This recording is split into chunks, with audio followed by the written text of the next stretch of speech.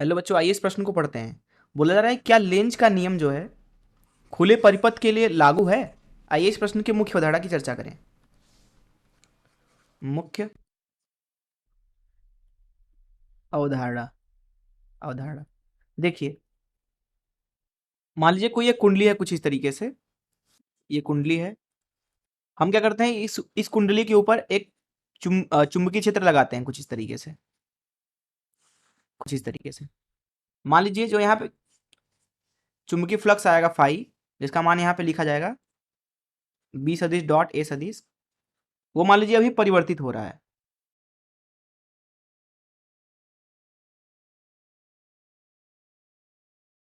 परिवर्तित हो रहा है।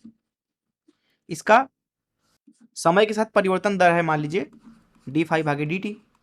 तो इतना ही विभव उत्पन्न हो जाता है इस कुंडली के अंदर ई।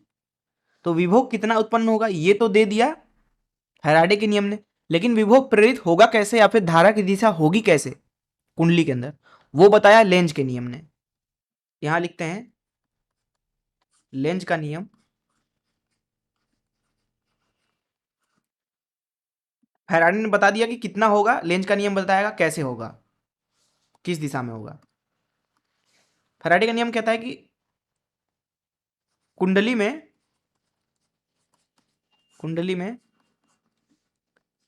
धारा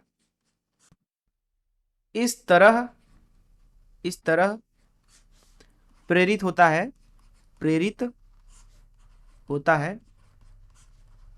होता है कि यह प्रेरण के कारण का विरोध करता है। प्रेरण के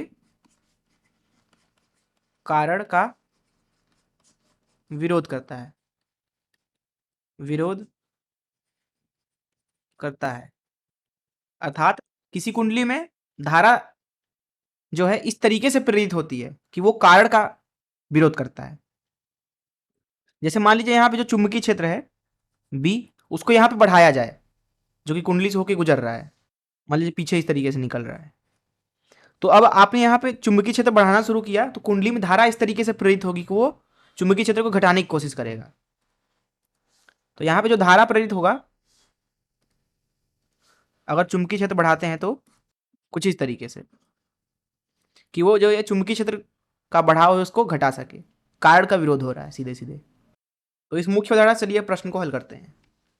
देखिए प्रश्न में बोला जा रहा है क्या लेंज का नियम जो है खुले परिपथ के लिए लागू है। मान लीजिए एक खुला परिपथ है कुछ इस तरीके से, ठीक है। इसमें से मान लीजिए चुंबकीय क्षेत्र कुछ इस तरीके से गुजर रहा है।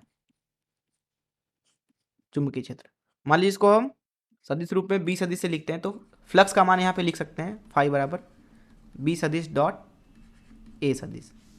मान लीजिए यहाँ पे बहुत थोड़ा सा बस अंतर है, बहुत थोड़ा सा।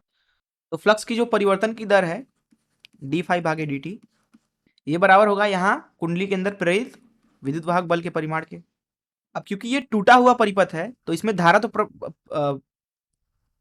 प्रवाहित होगा नहीं। इसमें धारा जो होगा वो शून्य होगा, आई बराबर शून्य। तो दिशा के बारे में क्या ही बात कर सकते हैं हम, जब धारा शून्य ही है तो दिशा की यहाँ ना तो बात कर सकते हैं ना तो यहाँ पे जरूरत है। इसलिए हम बोलेंगे कि इस अवस्था में जो यहाँ पे लेंज का नियम है वो लागू नहीं होगा, क्योंकि लेंज का नियम ही है धारा की दिशा पर आधारित। अब ना तो धारा यहाँ प्रवाहित हो रहा है तो दिशा क्या। तो इस प्रश्न का उत्तर हो जाएगा, यहाँ लिखेंगे नहीं।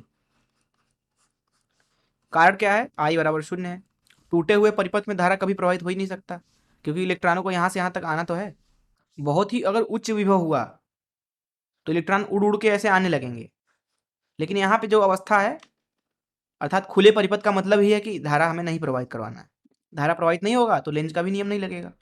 मैं आशा करता हूँ कि आपको इस प्रश्न का हल जरूर समझ आया होगा। धन्यवाद।